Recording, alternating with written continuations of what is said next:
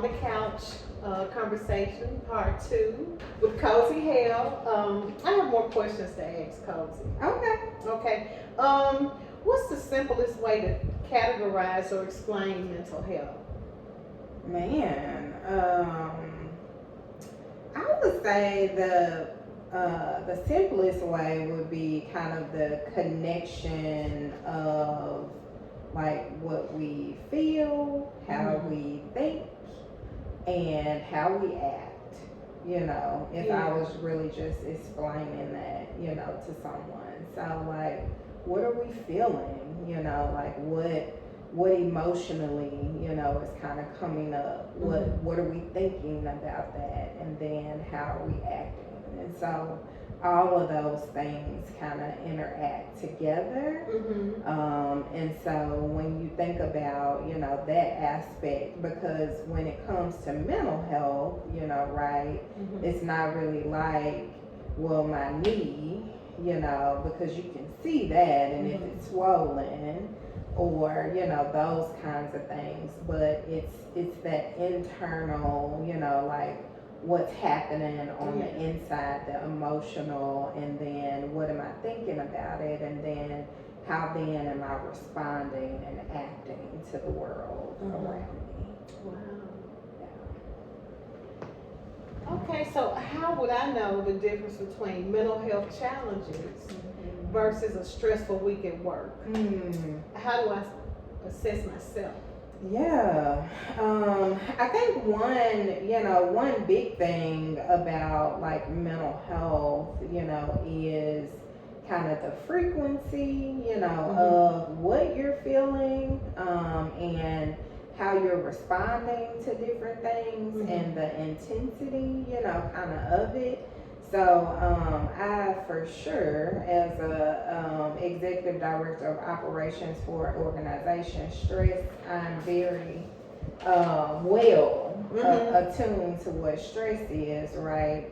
However, when I think about mental health, so it's kind of almost like, is there ever a level off, you know, if you will. Yeah. You know, and so stress with work, or when there's transitions, you know, that happen in your family, or you know, something, maybe grief or loss, you know, happens, and things kind of happen in life for us. And so, but sometimes those situations, they're circumstantial, they're situational, right? And so, how do I kind of adjust and respond, you know, to those things, as opposed to how I'm adjusting and responding just every day, you know? And so, do those situations, when stressors come, when, you know, something traumatic comes, am I able to kind of handle it, or does it take me to a level, you know, that is, I can't, you know, deal with it, you know, does it push me?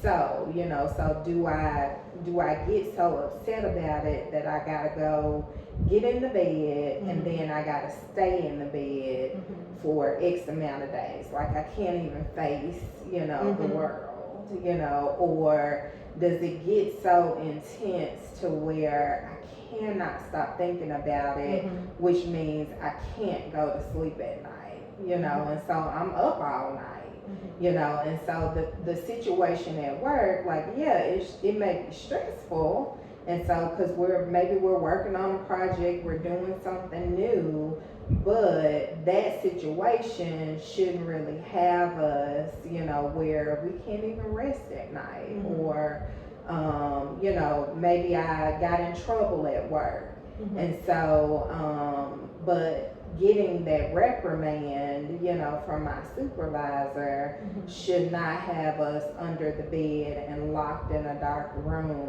for weeks at a time and unable to interact, you know, with other people.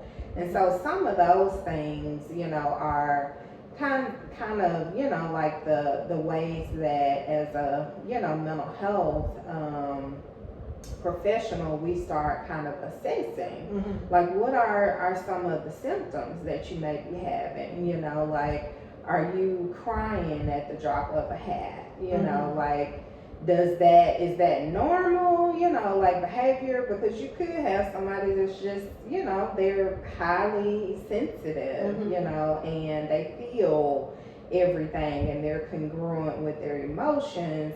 Or are they struggling, you know, and so everything they're internalizing, and then that's making them cry at the drop of a hat, you know, and then the agitation, you know, like, am I biting everybody's head off, you know, like, am I angry, am I frustrated, am I upset all the time? And then even when I go through that type of emotion, how do I kind of settle myself? You know, like, am I able to, or am I just spiraling, you know, and I'm here, I'm at that level of anger and frustration or irritation for weeks on end, you know, because those kinds of things, like, we want to be in tune with ourselves, because if we aren't able to exist, you know, in our settings, in our environment, whether we're at home with our families or whether we're at work with other people or at school, if it's causing us an inability to function, you know, in those environments, then that should be kind of that red flag of like, what's happening, you know, because man, when I was stressed out at work, say last year, I was able to, you know, get through the stress, you know, and I was able to do certain things to kind of cope with it.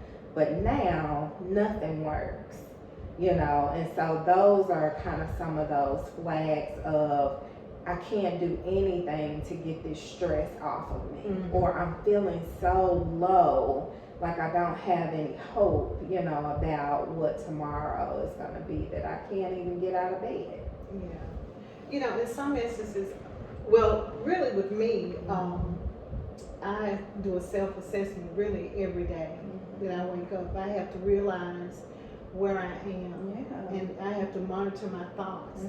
And actually, you know, when thoughts of negativity or self-sabotage comes in my mind, I instantly get rid of those thoughts and just put positive things there. You know, and that's one thing, you know, because life happens to us all. It does. And, you know, many people aren't really strong to handle the trauma that they've been given, you know. And so it is definitely a reality check every day to see where you are. And I think if you carry things too long for duration of time, it's not healthy and you're not functioning, then that you're in the middle of a crisis. Absolutely. I think with me, you know, I'm a very strong-willed person that's been through a lot, but I know how to manage that. But even with me, you know, if things happen, I know that, you know, I need help because I just know. You know, and the resources and the experiences that I've had. Just being able to self-assess. You know, and that's the main thing. Our best tool. And it's really nothing wrong with that. I'm glad that, you know, when things happen, and they do, there were a lot of things that happened a lot recently in my life. You know, good cry, you know, you might lay down a couple of days. But I, you know, thank God I returned from that. You know, then I assess it and see, okay, do you know, it's just a self-check every day. So, I appreciate it. And as well, you know, the self-assessment on, because sometimes you know, because with mental health, you have people that, you know, have, like you said, are in crisis, you know, so they may have what we call more acute, you know, like mental health symptoms. And so even you have younger people, you know, because sometimes we just associate things because we don't know, but you may even have younger people that hear voices or they may see things that other people don't see, you know, and so having those conversations, you know, with other individuals, because psychosis is a thing. You know, people struggle with schizophrenia and, you know, those more severe, you know, types of mental health disorders. And you know, hearing voices or seeing things that, you know, but doing those, yes, self-check, but sometimes you gotta check with somebody else, you know, like, did you hear that? You know, or did you see that? You know, kind of thing, because you're kind of like testing, you know, like what could be going on with you, and not to always even jump to conclusions, because things change, you know, in people. Sometimes certain medications, you know, could have you hallucinating or those kinds of things. And so, you know, like, but just to be able to, you know, who is the trusted individual that I can kind of self-check and kind of test, you know, what's going on with me. Yeah, and there's just so many different categories of mental illness. It would take quite a bit of time, you know, just to get around to each one. Yeah. And the characteristics of each. Absolutely. Yeah. How will we reach out to someone if we think they're struggling with someone that they need to talk to? What? How do we get to them and get the help they need? Yeah. I think one, you know, with what we often, you know, kind of encourage with people is to have people in their lives that they trust. And so, because sometimes mental illness can really get a lot larger and bigger, you know, in isolation. You know, and so if you're just, you know, kind of trying to deal and not tell anybody, and like we kind of talked about earlier, when it's secret, you know, and so like, do we want that to really be a secret? Or just like if I have a diagnosis of cancer, or if I have another type of medical diagnosis, like, I want somebody that I trust to kind of know what's going on with me. Because if I am, especially being, you know, treated for it or on medication or whatever else, I want somebody to see about me, you know. And so I think one is, if you know, so if you're like you as a case manager and you start, you know, maybe seeing some changes in like some of your clients, and that type of thing, you know, getting curious, you know, about it with them. Like, hey, you know, I've been seeing you, and, you know, I know you normally like your hair done, and, you know, that kind of thing. Like, what's been going on? Is there something, you know, that I can assist you with? Or to kind of see if getting curious, you know, with that conversation may kind of bring out what's going on, you know. So is there like a catalyst of something that's happened, or has the hygiene and things started to decline because the mental and emotional health is starting to, you know, be impacted?